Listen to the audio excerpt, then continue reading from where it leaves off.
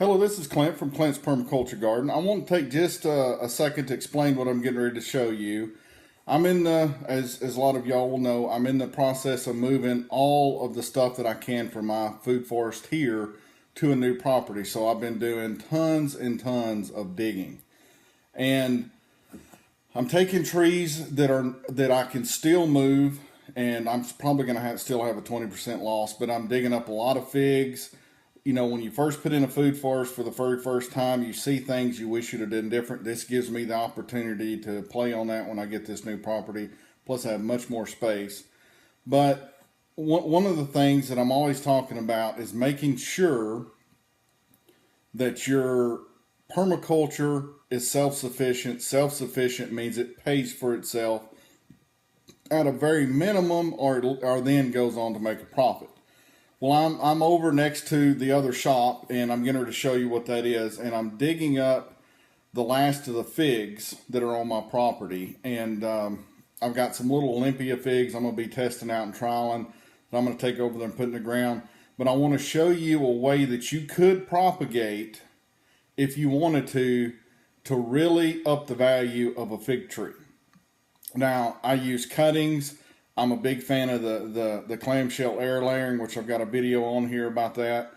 But pulling this up in a sandy type, very loose, high organic soil, you can see that someone could take a plant and then propagate that single plant into several plants, almost like dividing echinacea or black-eyed Susan or something like that. But for this to work on any type of scale to where it's, besides just to get a couple of plants for yourself, I like I said, I'm a big fan of the air propagation on the fig, so I'm going to stick with that. But after digging these up, it's really clear you could get a lot of plants off 5 or 6 different plants if you wanted to, which you could then turn around and sell and buy more stuff or whatever you need, pay taxes.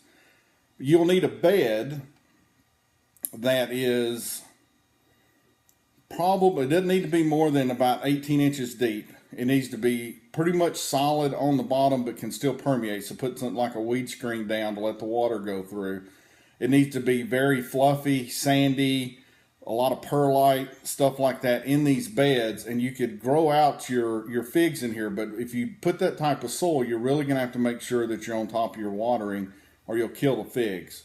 And you'll have to water every day. So I would go to a drip irrigation or sprinkler system on a timer or something like that.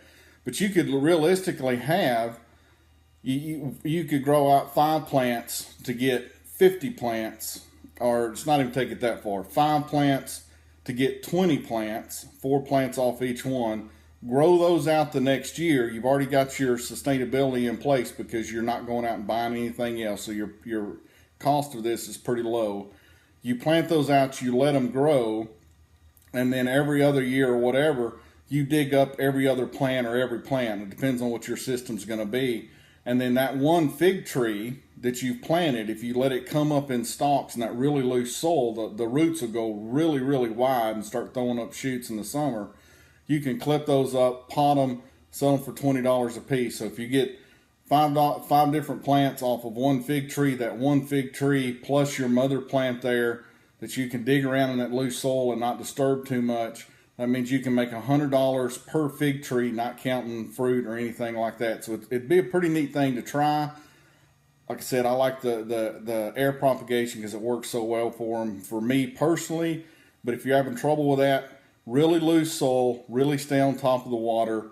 The roots don't go down very deep on the figs, but they spread out, and that's what you want, because as it spreads out, it'll start shooting up these shoots that you can clip off, repot, let them grow for 3 or 4 months or a year in a pot, turn around and sell them for $20, $25, depending on what it is. Now, what I have noticed is some of the more hardy, like the Celeste, the brown turkey, the Chicago, stuff like that, they have bigger root systems for the same age of plants.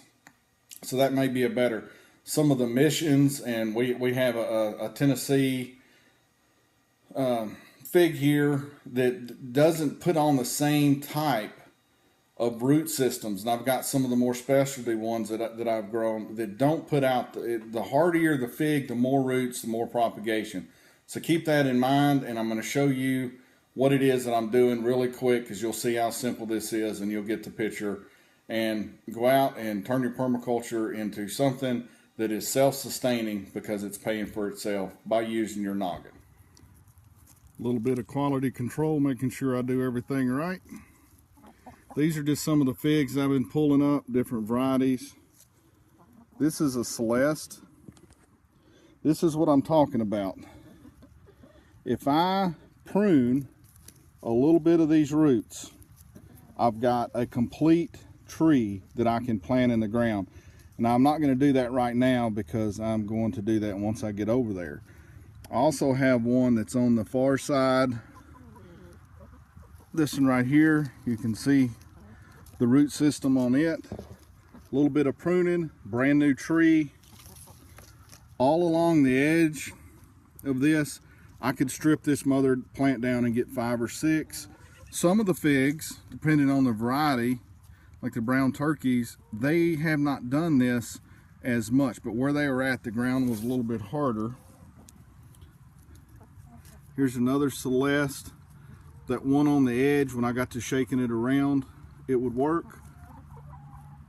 And this one over here on the end, when I got to kind of moving it around, I could see that they could be separated very easy, and I would still have the mother plant to go with.